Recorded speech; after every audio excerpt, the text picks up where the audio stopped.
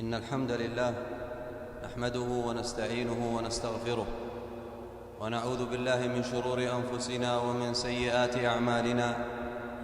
من يهده الله فلا مضل له ومن يضلل فلا هادي له، وأشهد أن لا إله إلا الله وحده لا شريك له، وأشهد أن محمدًا عبده ورسوله صلى الله عليه وعلى آله وأصحابه ومن تبعهم بإحسان إلى يوم الدين وسلم تسليماً كثيراً. يا أيها الذين آمنوا اتقوا الله حق تقاته ولا تموتن إلا وأنتم مسلمون. يا أيها الناس اتقوا ربكم الذي خلقكم من نفس واحدة وخلق منها زوجها وبث منهما رجالاً كثيراً ونساء، واتقوا الله الذي تساءلون به والأرحام إن الله كان عليكم رقيبا. يا أيها الذين آمنوا اتقوا الله وقولوا قولا سديدا يصلح لكم أعمالكم ويغفر لكم ذنوبكم، ومن يطع الله ورسوله فقد فاز فوزا عظيما. أما بعد أيها المسلمون، إن محاسبة النفس هي طريق الفلاح. إن محاسبة النفس هي طريق الصلاح والفلاح، والاشتغال بتهذيبها وتربيتها هو سبيل الإصلاح. وإن من علامة توفيق الله جل وعلا للعبد أن تراه شحيحاً بوقته حريصاً على أن يملأه بما ينفعه ويرفعه في الآخرة. لا يأتي عليه يوم إلا وهو مشغول فيه بعمل صالح، يراجع حسابه مع نفسه بين مرة وأخرى، ويرصد لنفسه من الحسنات ويدخر لها من الباقيات الصالحات، ويستثمر أيامه في طاعة الله جل وعلا استعداداً ليوم الرحيل والانتقال إلى تلك الدار الآخرة. إنا لنفرح بالأيام نقطعها، وكل يوم مضى يدني من الأجل، فاعمل لنفسك قبل الموت مجتهداً، فإنما الربح والخسران في العمل. أيها المؤمنون، إن مما ابتلي به أكثر الناس اليوم هو الاشتغال فيما لا ينبغي والحديث فيما لا يعني، ومن اشتغل بما لا يفيد انصرف عما يفيد.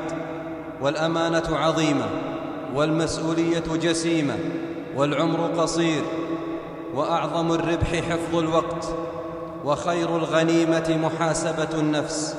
ومن الغريب في طبائع النفوس أنها تتلذذ وتسترسل في الخوض فيما لا يفيد، وتقطع الوقت فيما لا ينفع، بل ما أسرعها في تتبع العورات والاشتغال بالعثرات. ولو تأملت وتفحصت لرأيت أنه لا يهتم بالصغائر إلا الصغار، ولا يفتش عن المساوئ إلا البطالون. والنبي صلى الله عليه وسلم يقول: من حسن إسلام المرء تركه ما لا يعنيه. من حسن إسلام المرء تركه ما لا يعنيه. من حسن إسلام المرء تركه ما لا يعنيه. ما أعظمه من حديث، ما أعظمه من حديث، ما أبلغه من كلام، ما أنفعه من توجيه. هذا الحديث فيه تأديب للنفس وتهذيب لها، وفيه حث للمسلم على ترك ما لا فائدة فيه ولا منفعة. قال ابن حجر رحمه الله: وهذا الحديث هو ربع الإسلام على ما قال أبو داود. ثم قال: بل هو نصف الإسلام، بل هو الإسلام كله. من حسن إسلام المرء تركه ما لا يعنيه. يا أخي، يا أيها المبارك، يا عبد الله، يا مسلم، ما لك وللناس؟ لماذا تتدخل في شؤون الناس؟ لماذا تشغل نفسك في خصوصيات الناس؟ لماذا تدس أنفك فيما لا يعنيك؟ والنبي صلى الله عليه وسلم يقول لك: من حسن إسلام المرء تركه ما لا يعنيه. بعض الناس هداهم الله لا تراهم إلا مشغولين بالناس. فلان فعل كذا، وفلان قال كذا، وفلان قدم وفلان أخر، فلان لماذا طلق زوجته، وفلان لماذا باع بيته. وإذا قابلك أحدهم أكثر عليك الأسئلة التي لا تعنيه وليس له فيها فائدة: لماذا لم تشتري سيارة؟ ومتى تتزوج؟ ولماذا غيرت تخصصك في الجامعة؟ وبكم اشتريت البيت؟ وكم هو مرتبك الشهري؟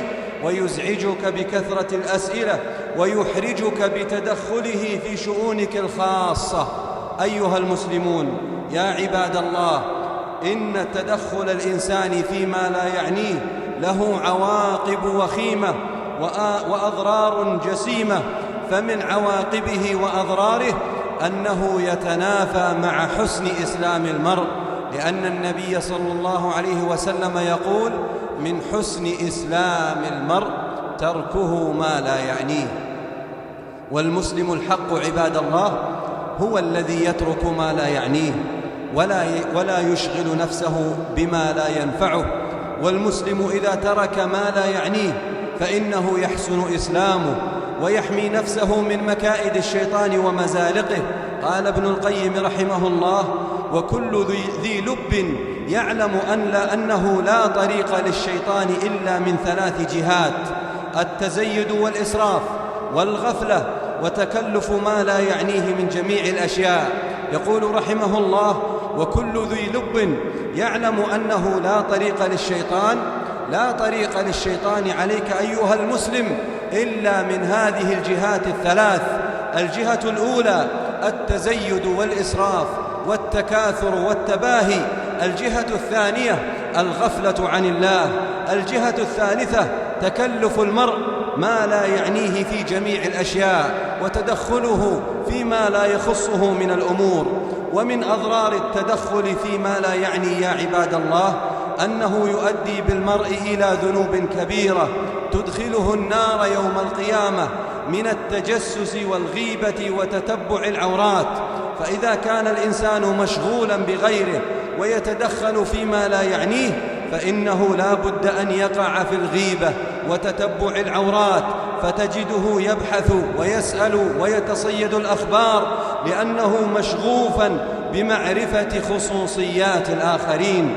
ومن أضرار التدخل فيما لا يعني يا عباد الله أنه يؤدي بالإنسان إلى قساوة القلب ووهن البدن وتعسير الرزق. وقد سئل لقمان الحكيم: أي عملك أوثق في نفسك؟ يعني أي أعمالك الصالحة الذي تثق أن الله ينجيك به يوم القيامة؟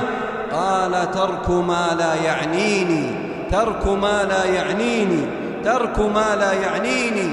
وقال مالك بن دينار رحمه الله: إذا رأيت قسوة في قلبك ووهنا في بدنك وحرمانا في رزقك فاعلم بأنك تكلمت بما لا يعنيك. إذا رأيت قساوة في قلبك ووهنا في بدنك، وقد كثر الوهن وكثرت الأمراض والناس لا يدرون ما السبب، وهذا من الأسباب. إذا رأيت قساوة في قلبك ووهنا في بدنك وحرمانا في رزقك فاعلم بأنك تكلمت بما لا يعنيك، فإن كلام الشخص فيما لا يعنيه يقسي قلبه ويوهن بدنه ويعسر عليه أسباب الرزق. ومن أضرار تدخل المرء فيما لا يعنيه يا عباد الله أنه من علامة سخط الله على العبد. قال الحسن البصري رحمه الله: من علامة إعراض الله عن العبد أن يجعل شغله فيما لا يعنيه. وقال الإمام مالك رحمه الله: لا يفلح الرجل حتى يترك ما لا يعنيه ويشتغل بما يعنيه. وقال معروف الكرخي رحمه الله: كلام العبد فيما لا يعنيه خذلان من الله تعالى. والنبي صلى الله عليه وسلم يقول: من حسن إسلام المرء تركه ما لا يعنيه. ومن أضرار تدخل المرء فيما لا يعني يا عباد الله أنه قد يحرم من دخول الجنة عياذا بالله. فقد جاء في الحديث من حديث أنس رضي الله عنه قال: استشهد رجل منا يوم أحد فوجد على بطنه صخرة مربوطة من الجوع، فمسحت أمه التراب عن وجهه، مسحت التراب عن وجهه وقالت: هنيئا لك يا بني الجنة. فقال النبي صلى الله عليه وسلم: وما يدريك لعله كان يتكلم فيما لا يعنيه، وما يدريك لعله كان يتكلم فيما لا يعنيه. حديث عظيم، حديث تتسارع نبضات القلب فزعا عند سماعه. رجل تكتحل عينه برؤية النبي صلى الله عليه وسلم، وتتشنف أذنه بسماع حديثه، ويحمل السلاح ويشارك النبي في غزواته، ثم يقتل في سبيل الله صابرا محتسبا على ما يبدو، ثم يكون مما يحجبه عن الجنة أنه كان يتكلم فيما لا يعنيه، أنه كان يتكلم فيما لا يعنيه ويتحدث فيما لا شأن له به. اللهم احفظ ألسنتنا، اللهم احفظ ألسنتنا، اللهم أشغلنا بما ينفعنا، اللهم أشغلنا بما ينفعنا ولا تشغلنا بما لا يعنينا. اللهم بصرنا بما يرضيك عنا، وأعنا على ما أوجبته علينا، وتوفنا وأنت راض عنا غير غضبان يا رحيم يا رحمن. أقول قولي هذا وأستغفر الله لي ولكم ولكافة المسلمين من كل ذنب وخطيئة، فاستغفروه إنه هو الغفور الرحيم.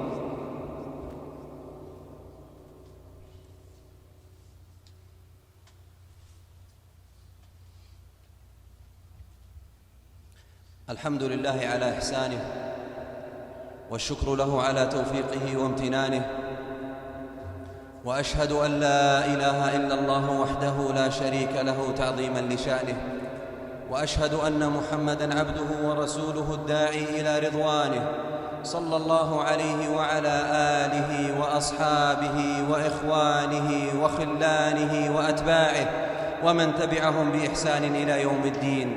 أما بعد، عباد الله، قال الإمام الشافعي رحمه الله: ثلاثة تزيد في العقل: مجالسة العلماء، ومجالسة الصالحين، وترك الكلام فيما لا يعني. وقيل للقمان الحكيم: ما الذي بلغ بك ما نرى؟ ما هو الشيء الذي أوصلك إلى ما نرى؟ ما الذي أوصلك إلى هذه المكانة الرفيعة؟ قال: صدق الحديث، وأداء الأمانة، وترك ما لا يعنيني. فيا أيها المسلم، الخير كله في ترك ما لا يعنيك وإقبالك على ما ينفعك، لأن النبي صلى الله عليه وسلم يقول لك: من حسن إسلام المرء تركه ما لا يعنيه. وهذا الحديث أيها المسلمون لا يعني أن نترك الأمر بالمعروف والنهي عن المنكر، بل يجب علينا أن نأمر بالمعروف وننهى عن المنكر، وأن ندعو إلى الله جل وعلا على بصيرة، وأن نتناصح فيما بيننا. قال صلى الله عليه وسلم: الدين النصيحة، الدين النصيحة، الدين النصيحة. قلنا: لمن يا رسول الله؟ قال: لله ولكتابه ولرسوله ولأئمة المسلمين وعامتهم. وقال صلى الله عليه وسلم: من رأى منكم منكرا فليغيره بيده، فإن لم يستطع فبلسانه، فإن لم يستطع فبقلبه، وذلك أضعف الإيمان. وقال الله تبارك وتعالى: كنتم خير أمة أخرجت للناس تأمرون بالمعروف وتنهون عن المنكر وتؤمنون بالله.